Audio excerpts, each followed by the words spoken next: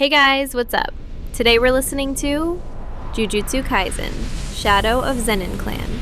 So sit back, relax, and just enjoy the ride. And hey, if you're new here, hit that subscribe button. And if you're one of the OGs, welcome back. You already know, it's about to get real. Chapter 1, Rebirth. In the recorded history of Jujutsu society, cursed energy readings at birth have served as the single most reliable predictor of a sorcerer's ceiling. The Zenin clan, more than any other, understood this. On that day, within the sterile, windowless nursery reserved for offspring of the main and branch houses alike, the monitoring instruments embedded with residual cursed energy, tools refined over 400 years of selective breeding, produced a reading that, by all known metrics, should not have existed. The highest latent cursed energy ever documented in a newborn. With one exception. But that exception was not human, not entirely, and had lived over 1,000 years ago. His name does not need to be spoken here. The baby had a round, chubby face and eyes that didn't fuss or wander the way an infant's should. They simply sat there still, unbothered, like a lake with no wind. But those eyes. Amber gold, deep and luminous, catching the nursery light the way a harvest moon catches the dark. A single streak of white hair fell from the crown of his head like a brush stroke that didn't belong. Then a tremor ran through the small body. A pair of streak-like lines etched themselves beneath his eyes, faint as cracks in porcelain. His pupils jerked. Snapped left.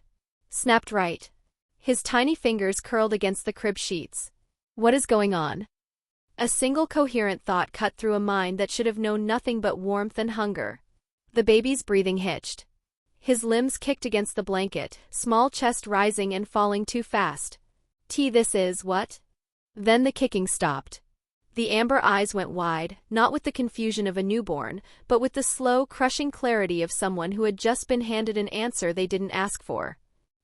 So I reincarnated. He was or had been a youth of 18. Unremarkable grades. An admission letter to some no-name college that felt more like a participation trophy. The kind of quiet depression that doesn't announce itself, it just dims the volume on everything. The crosswalk signal he didn't check. The truck he never saw. Death on impact. And now a crib. Wait. The thought arrived with urgency. If a baby doesn't cry when it's born, wouldn't that raise questions? He scrunched his face, heaving air through lungs that didn't know the rhythm yet. Wah wah. A miserable attempt.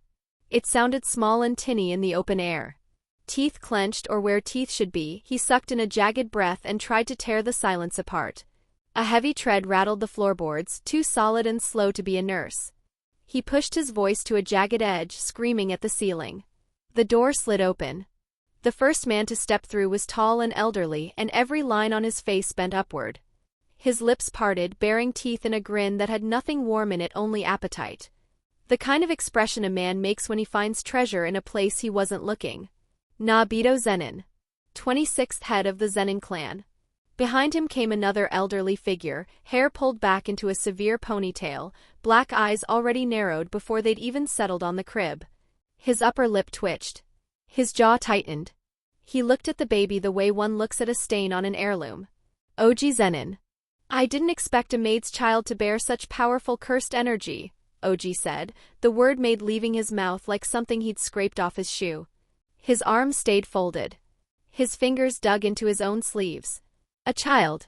A maid's child. Outputting more cursed energy than him.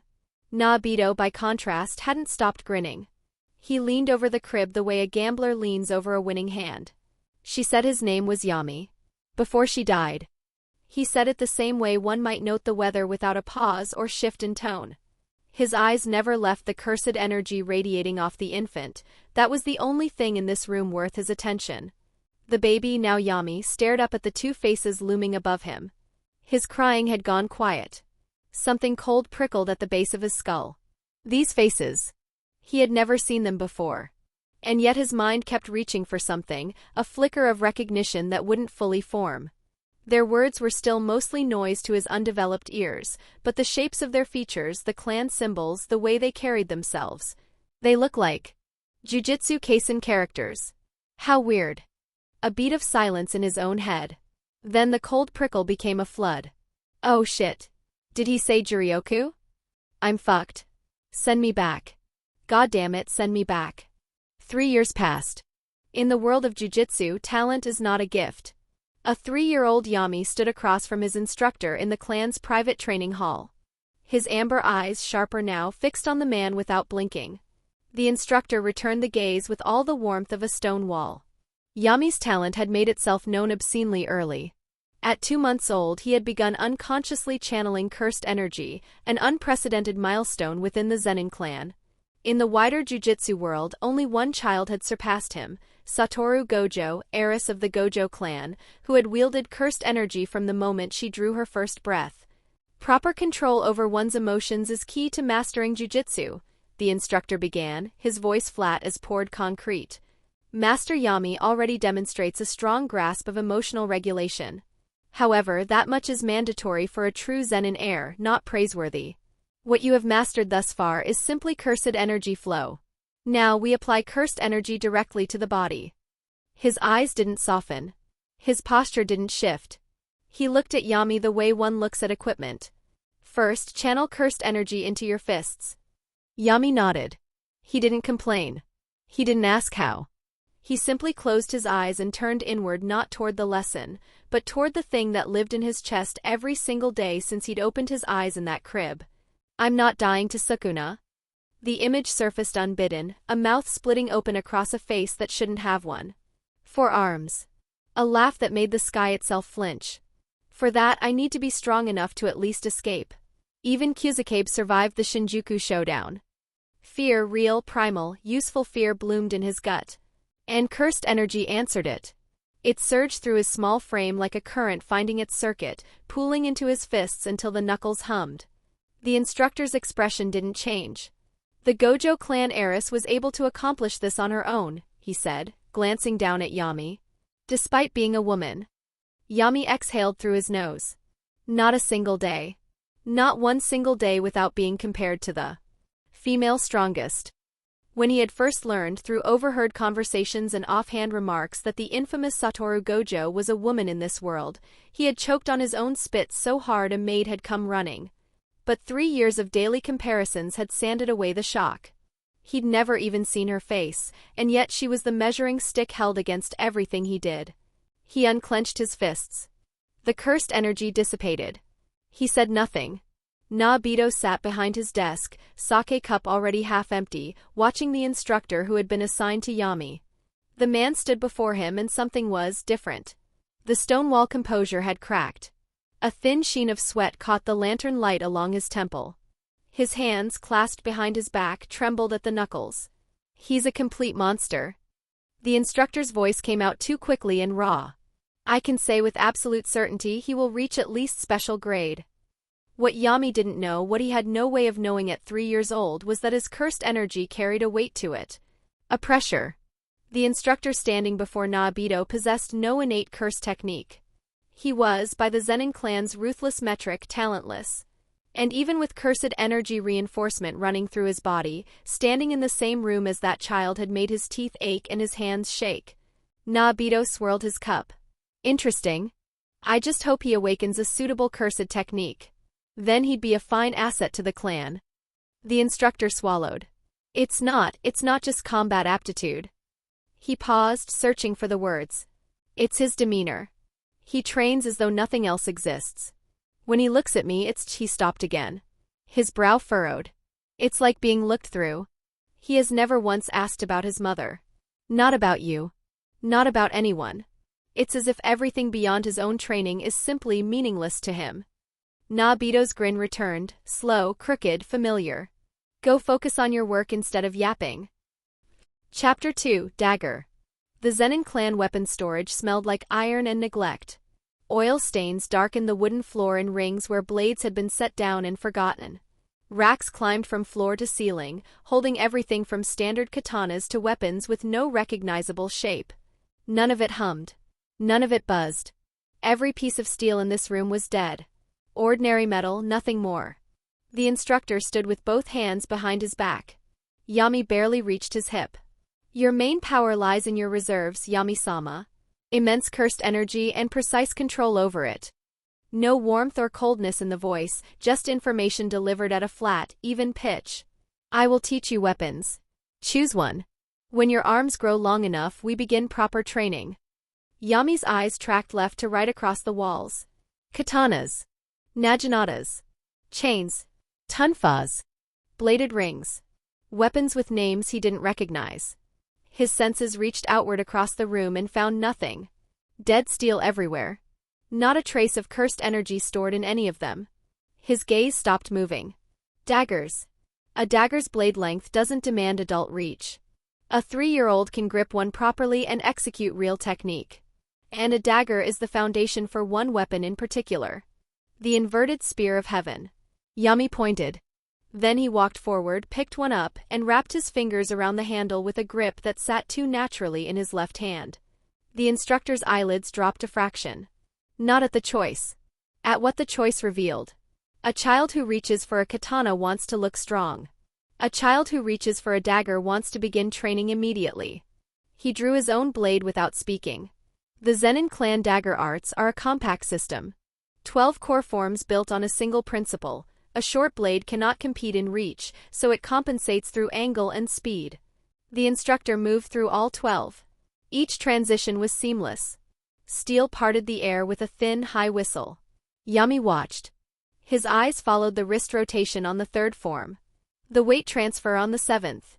The way the instructor's center of gravity never rose above a certain line. He raised his dagger. First attempt. The footwork was off. His weight sat too far back and the 6th form collapsed before it started. Second attempt. The footwork was corrected. Blade angle on the transitions was still off by a visible margin. Third attempt. The gaps between forms were shrinking. 6th attempt. The dagger moved through all 12 forms without a single stutter. The cuts followed the correct lines. The transitions flowed into one another like water filling grooves in stone. It was textbook. In the Zenin clan, the dagger arts are considered beginner curriculum. A student with real aptitude typically completes them in 5 to 10 days of focused repetition. The instructor himself had needed 10. Behind his back, the instructor's fingers pressed into his own wrist hard enough to leave white marks on the skin. His molars ground together once. He exhaled through his nose, slow and controlled, and the tension in his jaw released. He said nothing. "Don't channel cursed energy through that blade," he said after a pause. "It'll crack apart." Yami gave a short nod. He transferred the dagger to his right hand, and immediately the weapon seemed to gain weight. His grip shifted twice, hunting for a position that felt natural and not finding one. "Is there a method to train ambidexterity?" Yami asked, staring at his own right hand like it belonged to a stranger. Cycling cursed energy during close quarters is inefficient when one hand dominates the other by this much. The instructor held up 2 fingers. Mirroring for coordination. And forced repetition with both hands throughout daily activity, not just during training sessions. He folded one finger down. For every hour with your left, put in 2 with your right. That gap between your hands will shrink. It won't disappear. Perfect ambidexterity doesn't exist. Even people born with natural bilateral control will favor one side when their body is under real stress. But you can narrow the difference to something functional. Yami switched the dagger back to his left hand. He cycled through the 12 forms again. Clean execution. Predictable at this point. He switched to his right. The first 3 forms came out rough but intact.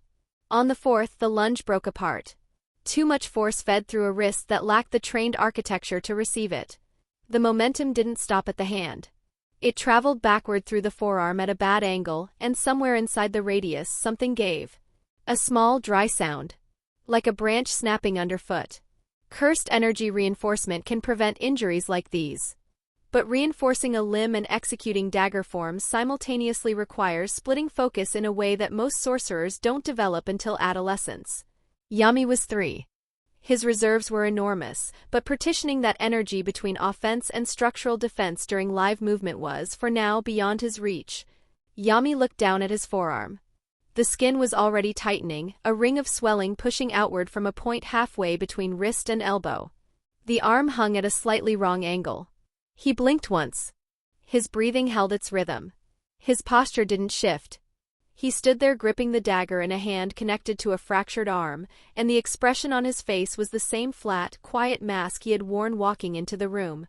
The instructor stepped forward and placed his palm over the swelling. A brief flare of cursed energy, targeted and precise, set the bone back into alignment and drew the inflammation down. He pulled his hand away. Yami lifted the dagger and reset his stance. The instructor watched the boy's right hand close around the grip again, and for a moment, standing in that dim room full of dead steel, he felt something heavy settle into his chest. He had spent 30 years sharpening himself into a weapon the Zenin clan could use. 30 years of calluses and fractures and repetition until his hands moved in his sleep. This boy would pass him. Not eventually. Soon. The kind of soon that made 30 years feel like wasted time. He straightened his back and kept teaching. The door slid open behind Yami. Naoya Zenin stood in the frame with one hand still on the wood. He'd come to check on something unrelated. A supply count, maybe. Something forgettable. But his eyes landed on the boy's hands and his feet stopped moving. 12 forms and clean transitions between them. The dagger moved through angles that most students needed a week to internalize, and this boy cycled through them like he was breathing. For a fraction of a second, Naoya saw someone else holding that blade. Taller. Broader. The same stripped-down economy of motion, the same refusal to waste a single millimeter of movement. A man who had no cursed energy to spare, so he learned to never spare anything else either. The man who lived outside the jujutsu world entirely. Naoya's jaw tightened. He let out a long breath through his nose. Yami, come with me. Behind them, the instructor jolted upright. His spine had been flat against the wall, chin dipped toward his chest, arms folded in a posture that looked meditative if you were generous and unconscious if you weren't. His eyes blew open at the sound of the clan head's voice and he threw himself forward onto his hands and knees hard enough to crack his forehead on the floor. Clan head. I was mentally rehearsing Yami-sama's training regimen. Naoya was already walking. He didn't turn around nor did he slow down. The instructor stayed on the floor for several seconds after the footsteps faded, then slowly lifted his head to confirm that no one was watching. Yami followed without a word. His expression hadn't shifted. He began sliding the dagger into its sheath, but Naoya raised one hand without looking back. Keep the dagger out. Yami's fingers paused on the handle. His eyes tracked the back of Naoya's head. Naoya didn't train with daggers. Had never been seen holding one. So whatever this was, it wasn't a lesson from him. They walked in silence through the compound. Past the eastern training grounds. Past the secondary residences. The architecture aged the further they went. Wood darkening with years, roof tiles cracked and unreplaced. This was the far edge of the estate, where the Zenin clan kept things it wanted to preserve but didn't want to look at. A tree stood alone in a clearing. The trunk was wider than 3 men standing shoulder to shoulder. The bark had gone so dark it looked almost black, and the roots had split the stone pathway around its base decades ago. No one had bothered repairing it. Branches spread outward like a ceiling and swallowed the sky. Marks covered the trunk. Deep gouges. Clean slashes. Impact craters where something had struck the wood hard enough to compress the grain inward without punching through. What do you see? Naoya asked. Yami's eyes moved across the damage the same way they'd moved across the weapon racks. Perseverance. Naoya laughed. Short and sharp like a bark. I see power. He tilted his head back and looked up into the canopy. This tree was grown using a curse technique. A long time ago. Since then, only 2 people have ever managed to damage it. The 20th clan head. And one of the 10 shadows users. He said it the way a person talks about a painting they've stared at for years. Beautiful, isn't it? Yami gave a short nod. Then his gaze swept the trunk again, slower. 3 distinct patterns of damage marked the bark. The first set, wide, forceful gouges saturated with old cursed energy residue. The second, precise cuts carrying the specific warping signature that faint cursed energy leaves behind. And a third set that matched neither. It was narrow and surgical, made by something moving at tremendous speed. The wood fibers around those marks showed no cursed energy exposure at all. No signs of warping and no residual trace.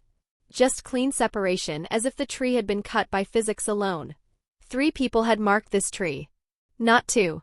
Yami's gaze flicked to Naoya, then back to the trunk. The old man's count was off by 1, and the one he'd left out was the one who needed no cursed energy to belong on that list. Naoya watched Yami's eyes and laughed again. Quieter this time. You don't have to think so hard. Just think of it as sightseeing with your father. Yami turned and looked directly at him. The look lasted 2 seconds. There was nothing aggressive in it. Nothing warm. It was the look a person gives a stranger who just used a word they haven't earned. Naobito lived in the main house. Yami lived in a separate compound on the opposite side of the estate. They had never shared a meal. Not once. The word father had traveled a very long distance to reach this clearing, and it arrived empty. Okay, Yami said. Naobito caught the look. He stood with his hands tucked in his sleeves and the corner of his mouth pulled sideways. I'm not good at this parenting thing. Yami's weight shifted a fraction toward the path they'd come in on. A small movement. The kind a person makes when they're already thinking about the walk back. Naobito let the silence sit. Then he stepped backward, opening the gap between them to about 15 feet. Let me see what you can do. Your instructors won't shut up about you. I want to judge it for myself. Wait. Hold up.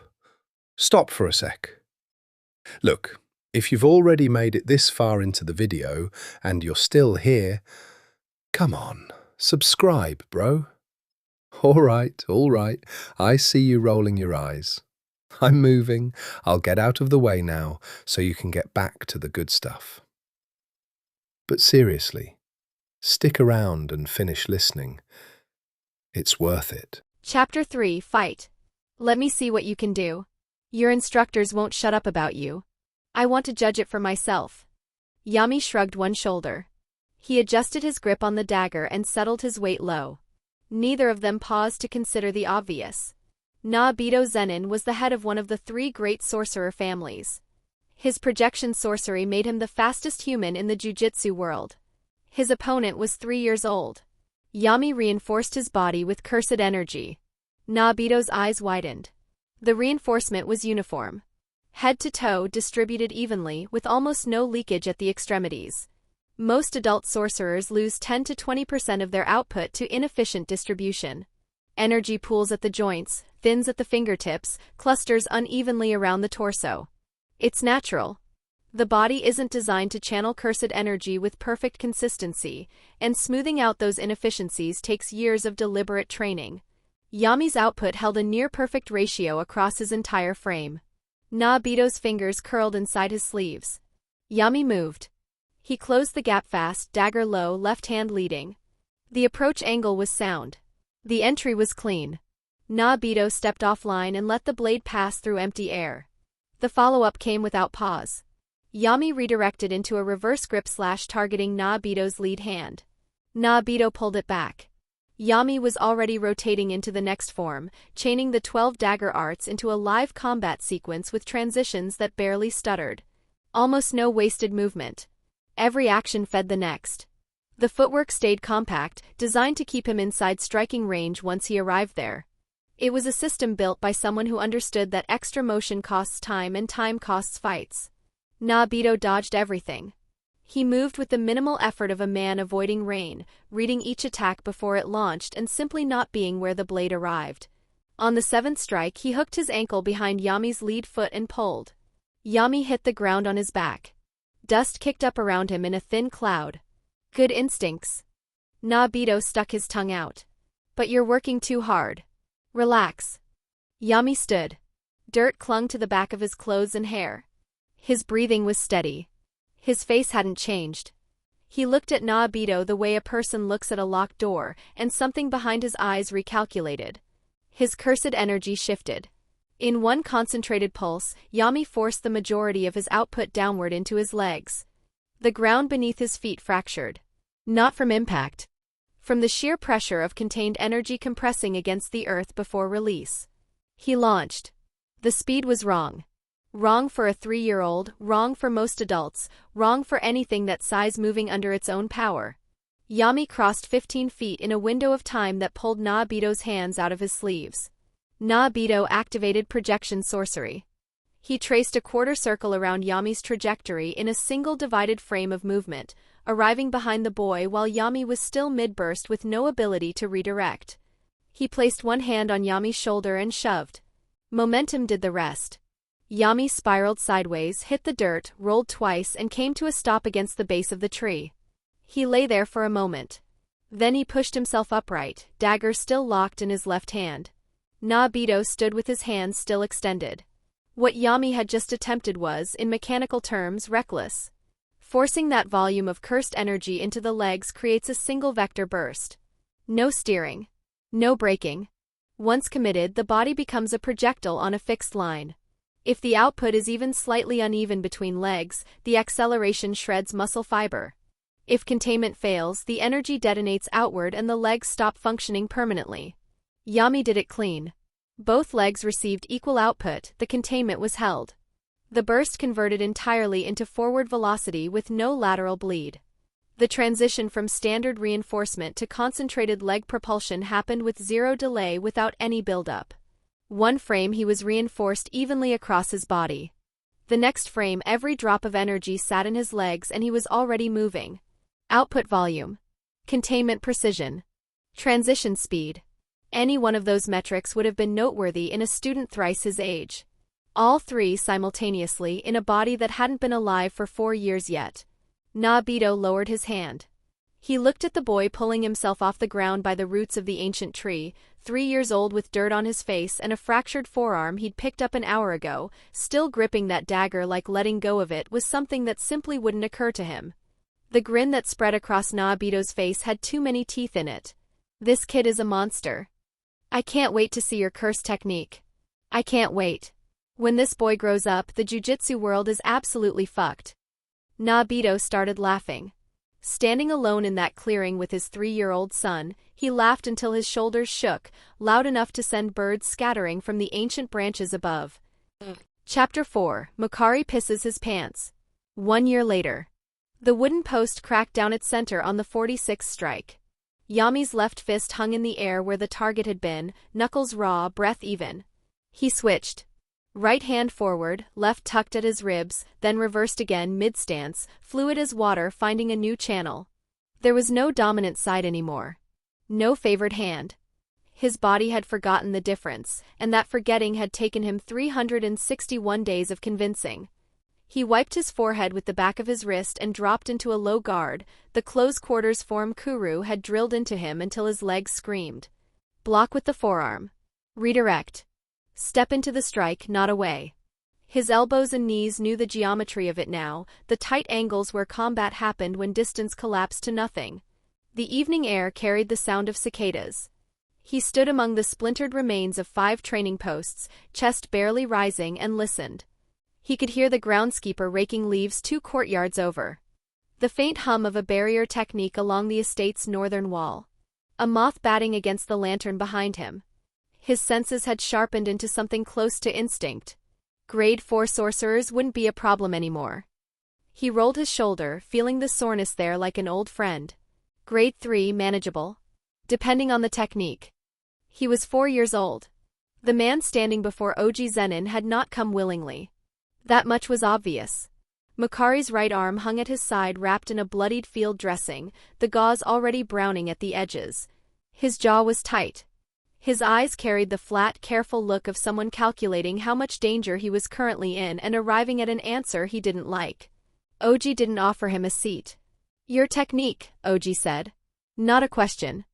He spoke the way he always spoke, like the words themselves were beneath him, and the only reason he used them was because killing was occasionally less efficient.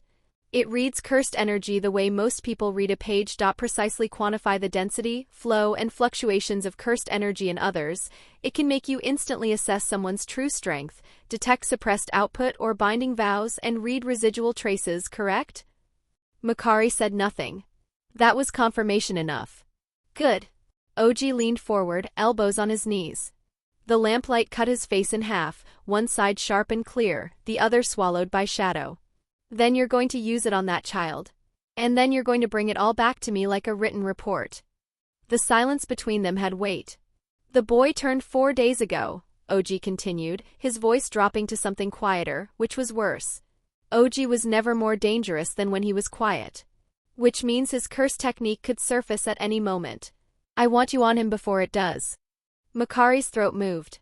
He thought of Naobito, the clan head, who should by all rights be the one issuing orders like this. But Naobito wouldn't lose sleep over the son of a maid. The politics of it were simple and ugly. No one with power would stop Oji, and everyone without power already knew better than to try. He gave a single nod. It was hesitant but still a nod. He was the one who had first confirmed it years ago at the clan elder's demand. He'd extended his technique toward the boy, expecting something faint, something negligible, the thin cursed energy signature of an unremarkable child born to an unremarkable woman. What he'd found instead had made him step backward. The density hadn't just been high. It had been layered, deep and slow-moving, like a river that looked calm on the surface because all its force ran underneath. The kind of reading he associated with semi-grade 1 sorcerers. In a toddler. He hadn't slept well since. "Now move," Oji said. Makari moved. Makari found the boy in the eastern courtyard. He'd positioned himself behind the latticed wall of the adjacent corridor, far enough that his presence shouldn't register. 40 meters. Maybe 45. A safe distance for observation. He'd done this kind of work before, surveilling targets for the clan, reading their cursed energy from a distance where they couldn't sense him. Routine. He steadied his breathing and watched. The boy sat cross-legged on the bare stone. Back straight. Hands resting on his knees, palms up. A meditative posture, textbook actually. The kind taught to students twice his age. His eyes were closed. His breathing was slow and deliberate, each exhale measured, each inhale drawn from somewhere deep in the belly. He's 4, Makari reminded himself. Something about that thought sat wrong in his chest, like a splinter he couldn't reach. 4-year-olds fidgeted. They squirmed. They got bored and wandered off. They didn't sit in stillness like monks alone in an empty courtyard at dusk. But this was just observation. He wasn't here to think. He was here to read. He waited. The courtyard was quiet. A few birds in the far trees. The hum of the estate's barrier, faint as always, like a sound you stop hearing after long enough. Makari focused on the boy's silhouette against the fading light and kept his technique on standby. He'd activate it when there was something worth activating it for. Until then. The air changed. It was subtle at first. A pressure. Not physical, not quite, more like the feeling before a storm breaks, when the sky hasn't darkened yet but something in your animal brain tells you to go inside. The bird stopped. Makari noticed that. The bird stopped and didn't start again. Then the cursed energy moved. It came from the boy like a tide, OT explosive, not violent but deep. A slow, massive displacement, as if something buried far underground had shifted in its sleep. The stone beneath Yami's knees didn't crack. The air didn't warp. Nothing visible happened at all. But Makari felt it in his molars, in the base of his skull, in a place behind his sternum that he didn't have a name for. He activated all-seeing pulse. The technique unfolded the way it always did, the world stripped back to its skeleton of energy, every living thing reduced to its cursed signature. The barrier hummed in pale lines along the estate walls. A servant 2 buildings over glowed faintly, the dim candle flicker of a non-sorcerer. He turned his perception toward the boy. And his mind went quiet. The cursed energy wasn't just dense. He'd known it was dense, he'd measured it years ago and lost sleep over it. But this was different. This was moving. The energy was reorganizing itself inside the boy's body, folding inward, braiding into patterns Makari had never seen. Not chaotic. Not unstable. It was structured. It was building something. Then Makari saw the eyes. Beneath Yami's closed eyelids, beneath the normal human set of eyes that belonged to a 4-year-old child, there was a second pair. They weren't physical. They existed only in the cursed energy layer, visible only through the pulse. 2 shapes, sitting just below the originals, like something pressed against the underside of skin waiting to push through. They were open. They had been open the entire time. They were looking at nothing. Makari's hands stopped working. He realized this because he tried to form a fist and his fingers didn't respond. They just hung there, slightly curled, slightly trembling, like they belonged to someone else. What am I looking at? It wasn't a question. There was no inflection in his own thoughts. Just a flat sentence sitting in the middle of his brain, unanswered. And then the boy smiled. His eyes were still closed. Both pairs. But the mouth opened slowly, not the way children smile, not the way anyone smiles. It spread wide across his face with a kind of completeness that looked wrong on a child. It was joy. Pure, uncut, bottomless joy. The kind of expression Makari had only ever seen on the faces of sorcerers who had crossed some threshold that the human mind was never meant to cross. Ecstasy that had nothing tender in it. Nothing soft. It was the joy of something arriving. Something clicking into place after a long, patient wait. The boy was 4 years old and he was smiling like he had just been handed the world. Makari's bladder released. He didn't notice immediately. The warmth spreading down his left leg registered only as a distant fact, like weather happening in another prefecture. His body had decided something before his brain caught up. His body had decided that he was in the presence of something that could kill him, and it had begun shutting down the parts of him that didn't matter. Yami opened his eyes. The real ones. Amber gold, clear, utterly calm. His hands came together, not clumsily, not the way a child fumbles through imitation, but with precision. Finger over finger. Seal after seal. Like he had done this 1,000 times. Like he was remembering rather than learning. The boy's shadow moved. It didn't stretch the way shadows stretch when the light shifts. It split. 2 shapes peeled away from the dark pool beneath him and rose into form, canine, low-slung, made of something between smoke and ink. They solidified in the space of a heartbeat. 2 divine dogs, black and white, flanking the boy like they had always been there.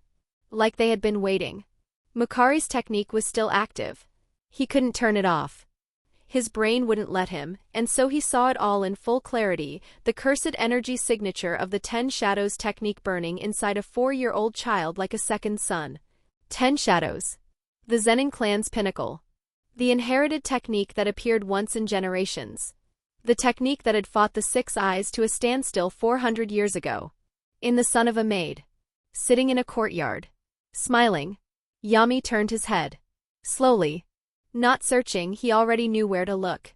His eyes found Makari through the latticed wall with the casual ease of someone glancing at a clock. He held no surprise nor alarm.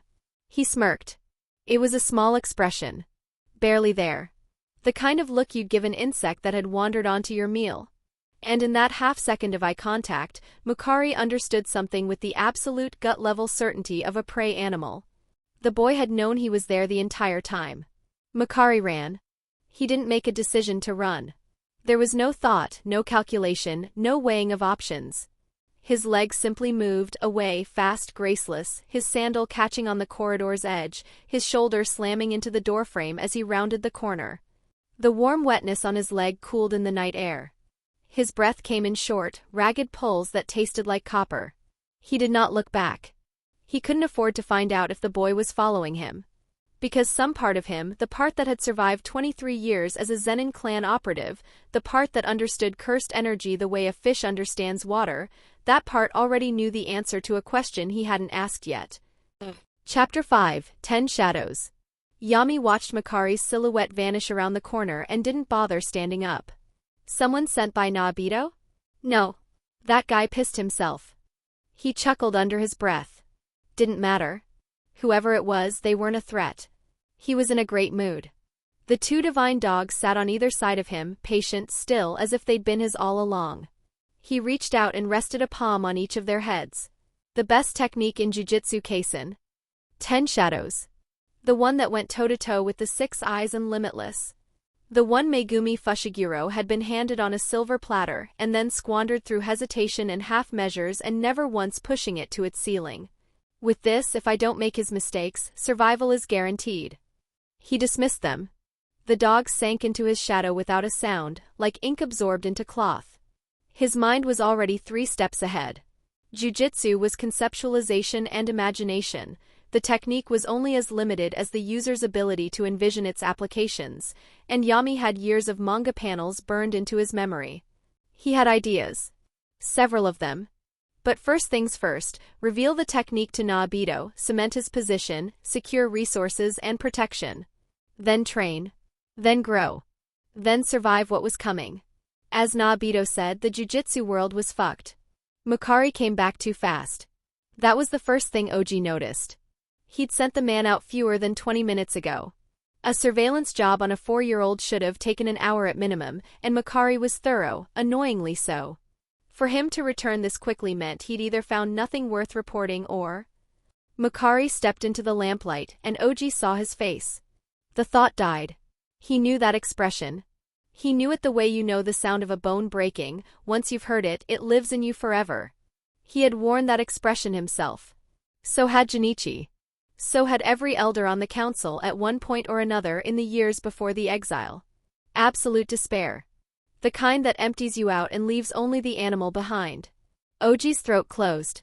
Is he back? His voice came out wrong, too high, too fast. He was already on his feet, already scanning the hallway behind Makari for movement, already calculating the distance to the vault where the cursed tools were stored. His hands were shaking. We gave him the tools, we gave him everything he asked for. The binding vow should he can't, damn it, isn't he afraid of the consequences? The room tilted. Warmth bloomed down his leg and he didn't care, because if Toji Zenin was inside the estate walls again then dignity was already a corpse. Makari stared at him.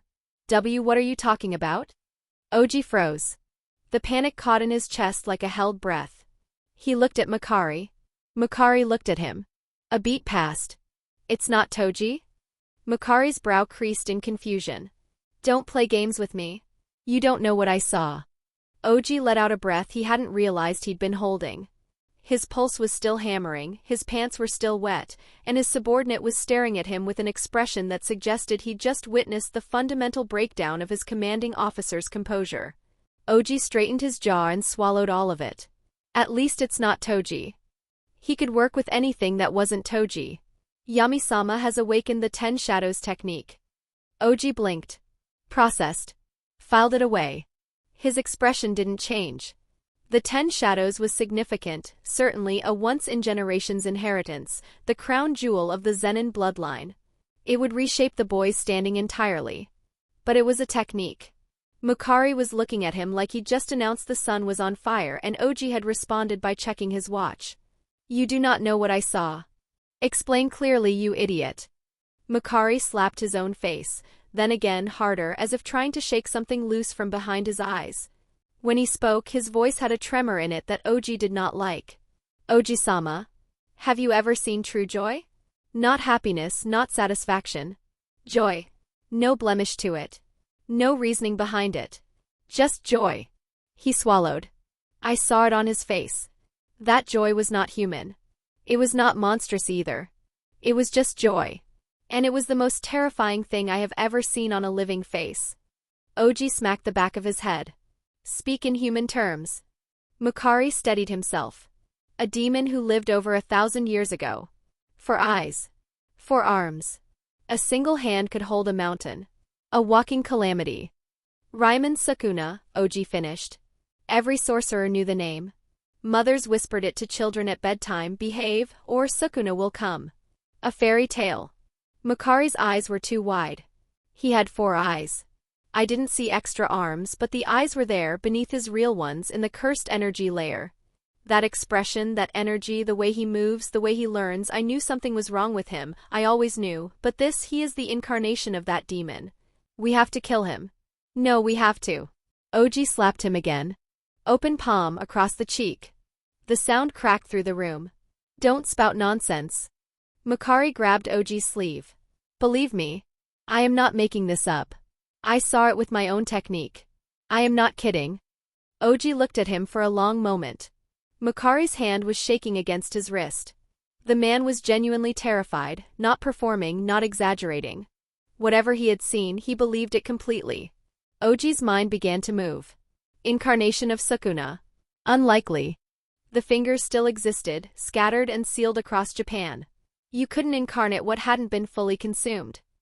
But the claim, the 4 eyes, the abnormal cursed energy, the unnatural genius in a child barely old enough, that was useful. The 10 Shadows alone guaranteed the boy a seat as heir. That door was already closing on Oji's ambitions. But if the heir could be painted as something dangerous, something inhuman, something the clan should fear rather than elevate, then perhaps the door stayed open a crack. I'm not inferior to Naobito. I never was, this could be my chance. He kept his expression neutral and extended his hand. Did you take any recording? Any form of proof? Makari shook his head. Oji smacked him again. Without proof, it's just accusation. And accusation aimed at the 10 Shadows heir by the man who wanted to be clan head, that's not politics. That's suicide. He clicked his tongue. Useless. The entire venture was useless without evidence, and Makari had come sprinting back like a spooked animal instead of doing his job. He grabbed Makari by the collar and hit him again. And then once more because the first one hadn't made him feel any better. Makari didn't resist. He just took it slack and hollow, like there wasn't enough of him left inside to argue. Oji kept going. Not out of cruelty exactly. More because someone had to pay for the fact that his pants were wet and his hands were still shaking, and a 4-year-old bastard child had just inherited the technique that should have gone to his bloodline. He'd figure out the politics in the morning. Nabito stared at the 2 divine dogs flanking the boy and felt his jaw go slack. He'd seen the 10 shadows manifest once before, in old clan records, ink brush illustrations that didn't do justice to the weight of the thing. But this was real. 2 shikigami, fully formed, sitting obediently behind a child who barely came up to his knee. The cursed energy radiating off them was clean, stable, controlled. Not a hint of strain. Curse technique. Energy talent. And the face to match, sharp features, good bone structure, the kind of looks that would age well and command a room.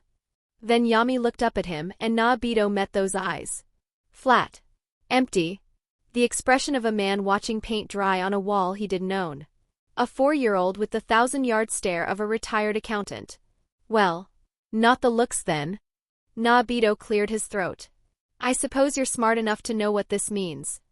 He was too tired to give the full speech, the protocols, the security measures, the political implications of a 10 Shadows user emerging in the current climate.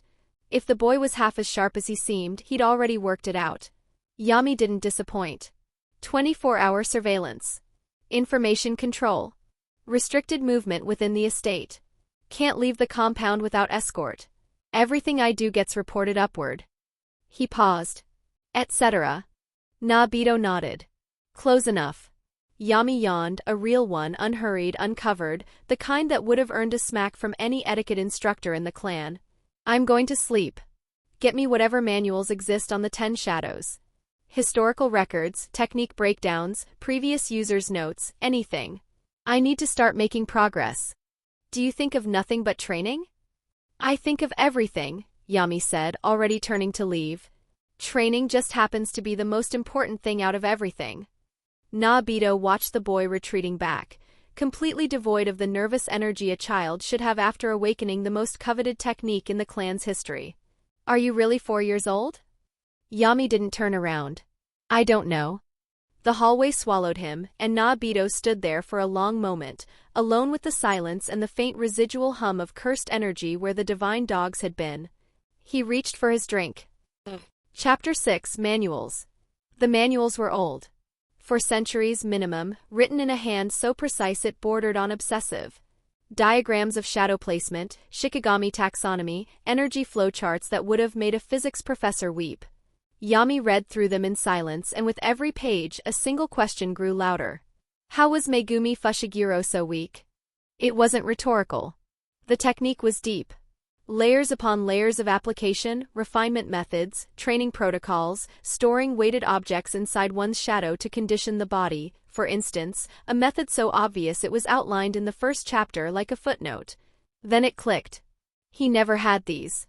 The manuals were Zenin property, locked inside the estate archive. Megumi had been raised outside the clan, trained by Gojo Satoru, a man who understood limitless the way a fish understood water, but who had no business teaching a technique that wasn't his. Yami pictured it, Gojo tossing a few photocopied pages at a teenager and saying something like, "You'll figure it out," with that insufferable grin. What a terrible teacher. Still, there was a reasonable excuse buried under the annoyance. These are 400 years old. Even if the Gojo clan had anything on 10 Shadows, most of it would be sealed, lost, or accidentally misplaced. Megumi probably learned on scraps and vibes. He chuckled and turned the page. One section caught his eye. Not all 10 Shadows users inherited the same 10 shikigami. 9 were fixed. Every 10 Shadows user had one shikigami that was theirs. A deviation. A unique variable. The summoning chants listed in the manual covered the 9 standards, but the 10th was blank. A gap in the text where a name should be. Yami tapped the page with his fingernail. So even with the chant list, I can't reverse engineer what my unique is. He filed it away. Interesting, but not urgent. Tame what I can. Master what I have. Efficiency first, curiosity later. He closed the manual and looked at Ryo. The maid stood near the door, hands folded, posture perfect, the picture of quiet obedience. She'd been assigned to him that morning and had spent most of it looking mildly terrified. Get me 20 kilograms of tungsten from the refinery. Ryo blinked. Her head tilted a fraction, the way a dog's does when you speak to it in a language it almost understands. If they don't know kilograms, say 44 pounds. Go. She nodded, sweating, and left without a word. She came back struggling. 2 dense cubes, small enough to hold but heavy enough to make her arms tremble.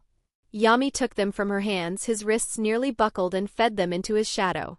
The effect was immediate. His spine screamed. Every vertebra compressed under a weight his 4-year-old frame had no business carrying. His knees buckled. His vision blurred at the edges. Yami smiled. He shaped the binding vow carefully, the way you'd lay a wire across a fault line. I will never empty my shadow of its burden during daylight hours. In return, the weight will not break what it presses against. Instead, the pressure will be redirected into continuous cursed energy reinforcement of my skeletal and muscular structure. The crushing sensation didn't vanish, instead it shifted. The difference between drowning and swimming in heavy current but survivable. 2 birds, 1 vow. His body would be forced to circulate cursed energy into his bones and muscles every waking second, hardening him passively. And because the technique was now active around the clock, his cursed energy output would tighten over time. It prevented leakage and waste, like a faucet slowly learning not to drip. He took a step and heard a crack beneath him. The floorboard had splintered under his foot. Right. Still heavy. Ryo, he called. She was already hovering at the edge of the room, pale. Find me a room with reinforced concrete. Ryo bowed so hard her forehead nearly met the floor and fled again. The reinforced room felt colder and denser, like the building itself had been told to stop being fragile. Yami stepped in, rolled his shoulders, and let the burden settle into him. Endurance is handled. Now the application itself. Divine dogs. 2 shadows peeled from beneath him and solidified. The dog sat at his sides, tongues out, ears forward, patient as stone. Yami studied them. Sukuna had used Megumi's shikigami without summoning them. He'd fired Max Elephant's water output as a pressurized lance, repurposed abilities like borrowed tools. That meant the shikigami weren't just summons, they were containers. The abilities existed independently of the physical form. 10 Shadows uses shadow as a medium to call the shikigami. But what if I target the medium at the ability itself, not the body that carries it? He tried. Reaching into the shadow, feeling for the shape of what the divine dogs were rather than what they looked like. Trying to pull the trait without the form. Nothing. He tried again while adjusting his visualization and narrowing down his focus. A flicker, then collapse, cursed energy scattered like dropped water. He tried again, the result repeated. Too much waste, too much delay between intent and execution. He dismissed the dogs and sat on the concrete floor, arms on his knees. Easier imagined than done. His control was good for a 4-year-old, maybe good for anyone, but good wasn't the standard. The gap between understanding and execution was exactly the kind of gap that killed sorcerers. Yami tried again. Nothing answered. His balance went first, then his pride. He hit the concrete on his side with a dull thud. Arg! He'd lost count of the attempts. Every single one ended the same way, a brief flicker of connection to the ability, then collapse. The energy wouldn't hold shape. He sat back on his heels, wiped the sweat from his forehead with the back of his hand and scoffed at himself. What am I doing wrong? He then imagined the dogs. The curve of their haunches. The way the black one's claws caught the light when it moved, each talon a crescent of condensed shadow. The white one's fangs, visible even with its mouth closed, built for severing. Something clicked. Jujutsu sorcery, at its foundation, is the marriage of 2 principles, conceptualization and imagination. To conceptualize is to understand what a technique does. To imagine is to see it happening in detail, in texture, in weight. One without the other is a blade without an edge. Yami stood up so fast even the air flinched. Right. I'm an idiot. He'd been thinking about the ability. Use the dog's power and channel their traits. It was abstract and vague. He'd understood the concept perfectly and imagined nothing at all. I wasn't being specific.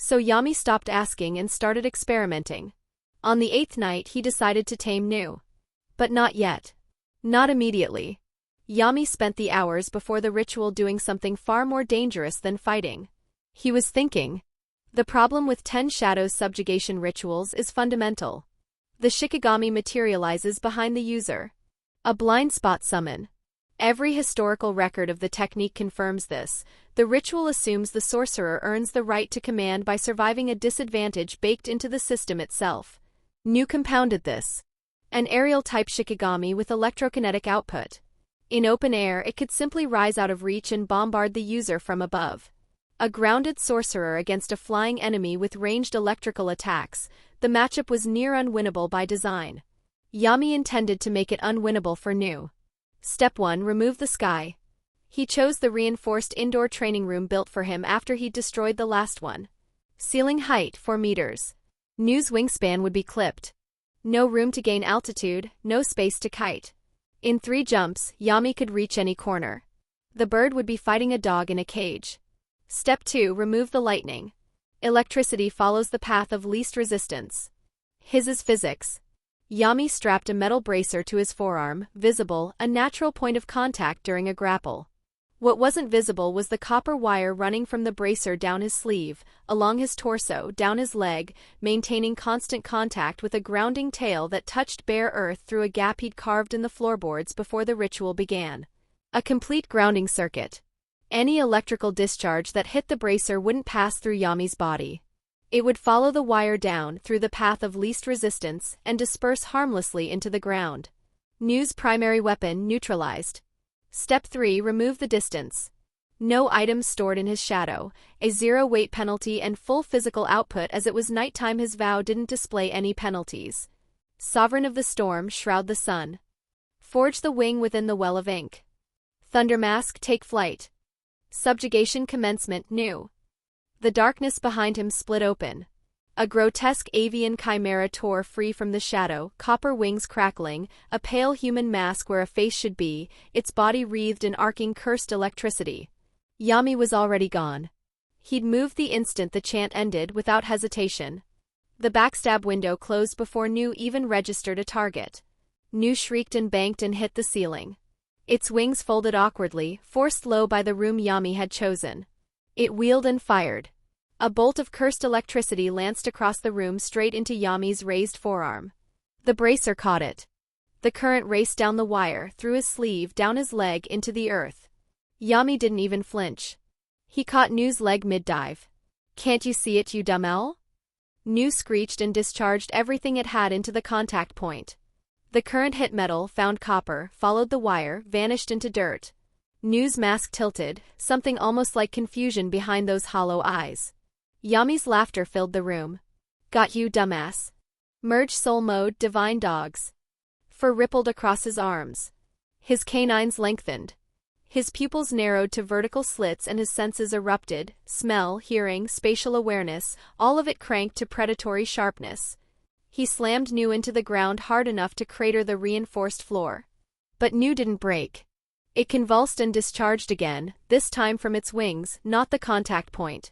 The arc caught Yami across the chest, bypassing the bracer entirely. His hand burned while skin split and muscles seized. The limitation of merged soul mode: while using a shikigami's abilities, you cannot summon the shikigami itself.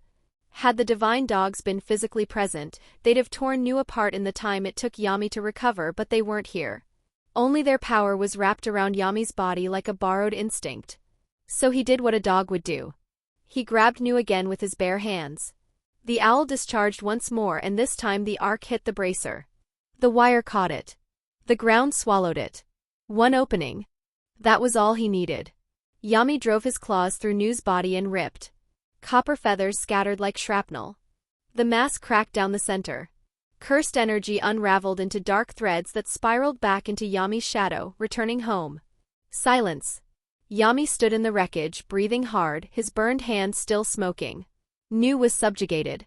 Yami rolled his burned wrist and flexed the fingers. They still worked. Good enough. 2 shikigami down. 8 to go. Chapter 8, Total Concentration Breathing. Yami sat in Saiza. Spine straight. palms flat on his thighs.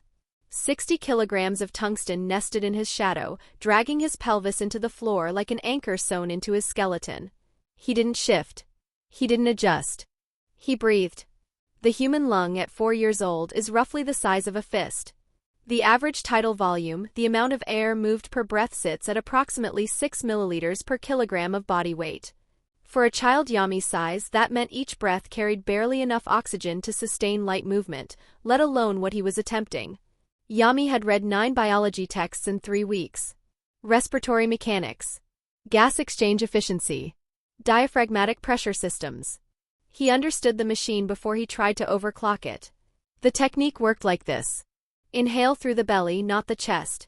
Force the diaphragm down until it compresses the lower organs, creating a sealed pressure chamber in the abdominal cavity. The lungs expand beyond their normal volume not by stretching them, but by making room. Pull the belly in on exhale hard and wring the dead air out completely.